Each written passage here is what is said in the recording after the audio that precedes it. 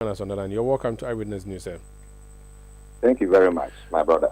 What's your reaction hearing the Attorney General speak about the GBA to the GBA in the manner he did? Thank you very much. Fortunately, I'm in WA, so I was there in the morning when the Attorney General delivered his speech. We must all realize that or recognize that the Attorney General is the leader of the bar.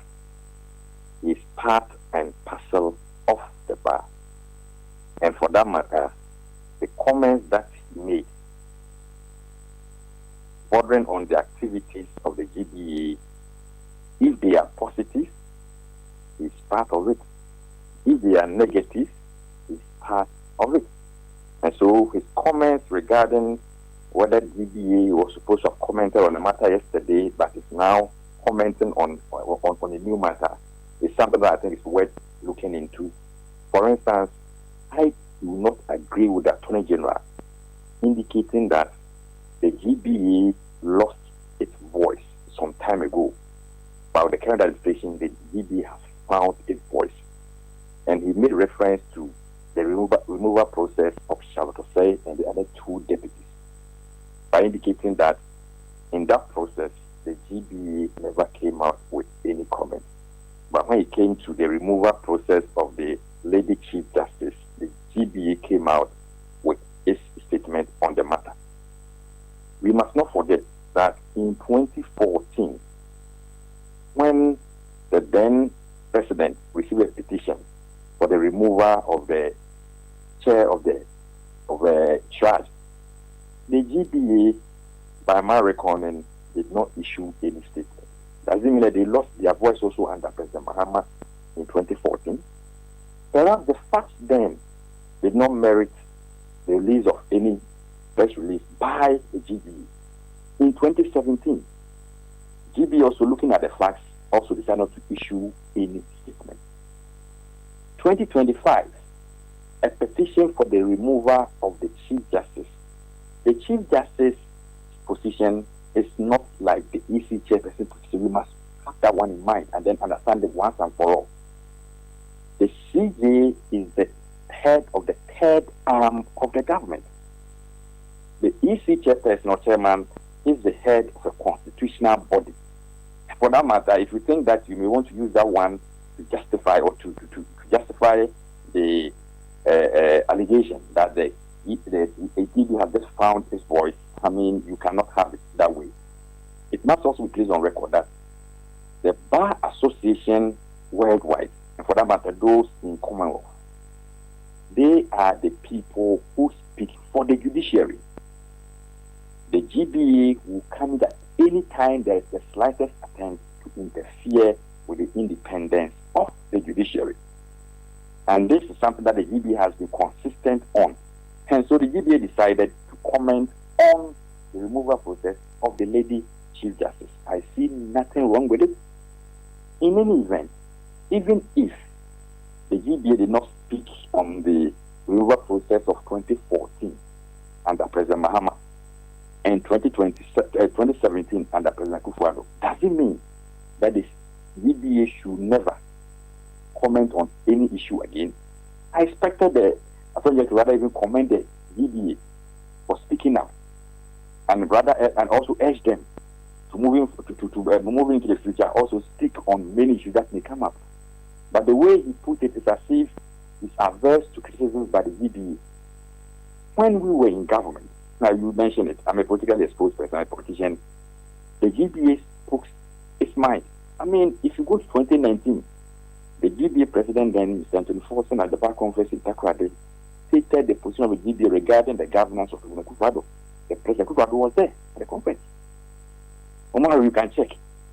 2023, in Cape Coast, when President Kufuor, in the course of his speech, indicated that President Mahama should not be voted for as the president in 2024 elections, the GBA came out to condemn it.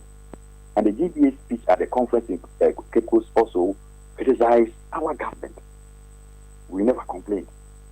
Last year, 2024, in Kumasi, the GBA president criticized President Kufuor's government severely regarding Galamsey and other matters. The government took it in good faith. What has changed? That currently, we just want comment on the removal process of a Chief Justice.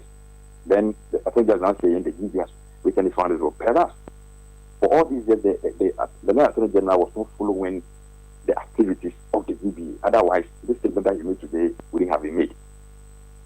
So you do not agree that the GBA is biased, in the words of the Attorney General, even though he may not be the only one who is saying this, but perhaps the highest ranking lawyer who is saying this publicly for the first time? You see, this statement, this is not the first time that some of us have heard this statement. But if I hear such a statement from any other person, not in the position of the Attorney General, I may say fine, the person may be speaking from his own standpoint.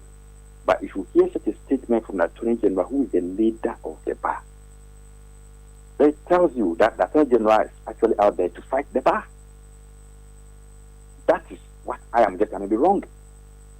Otherwise, if you are the head of a household and you have issues with that house because you are part of it, how do you resolve it? You sit down with them, they will explain to you A, B, C, D, they resolve it.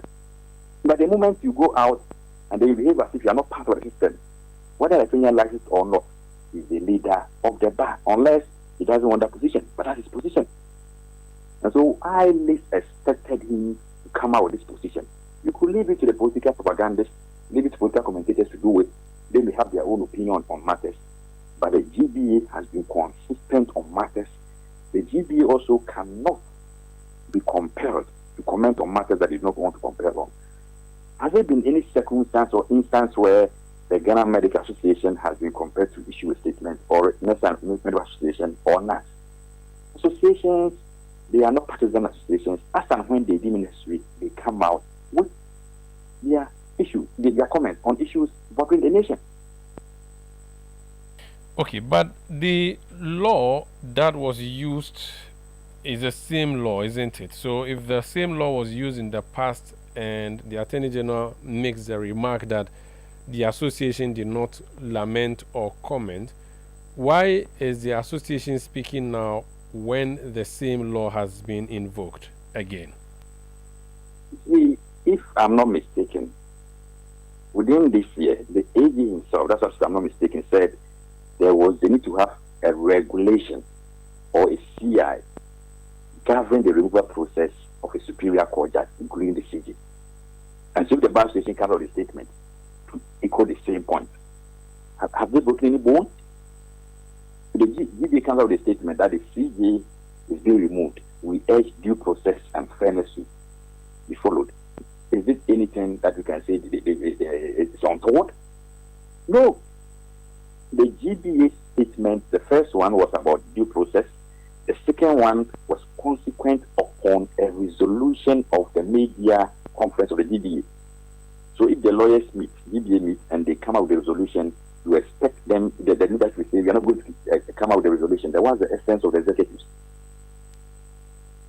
So the GBA has been consistent, and I think I support the view of Attorney General regarding the passage of a CI to regulate the removal process of the Chief Justice. Because the Chief Justice is the head of a third arm of government. That's what we must all be looking at. If the president is to be removed now, we know the process of impeachment.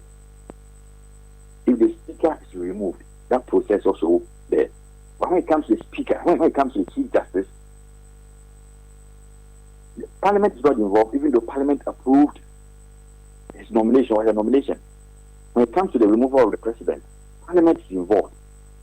And so now we have a constitutional provision that has not taken into consideration all these matters. So we are saying, if we are not going to amend the constitution, let's have the CI to guide us in the process that we can use in removing the superior court judge. Okay. If in the past there wasn't any CI, and now there's a need for a CI, nothing has changed.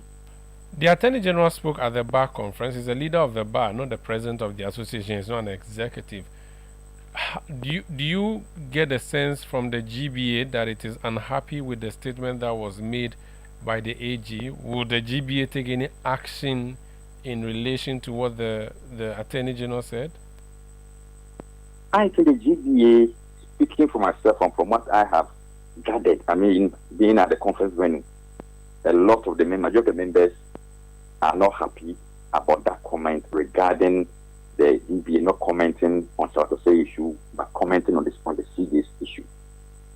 As to what the GBA may want to do, I mean, that friend also has the right to also make his comments. Okay. We disagree with him.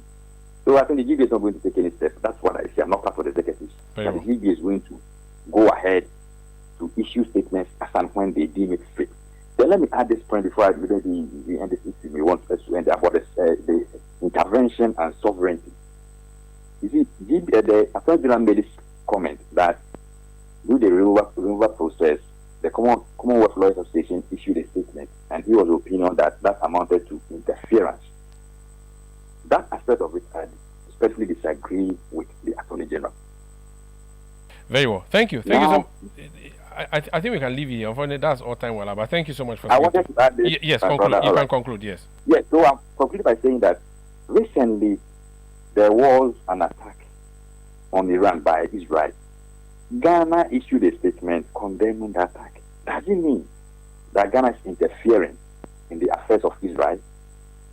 I mean, some of these things you issue, but the effect of it is that you cannot compare them to go by what you have issued. So if the Commonwealth Lawyers Association issue any statement regarding the process of removal in Ghana, it's part and parcel of the association, of the process of association. Yeah.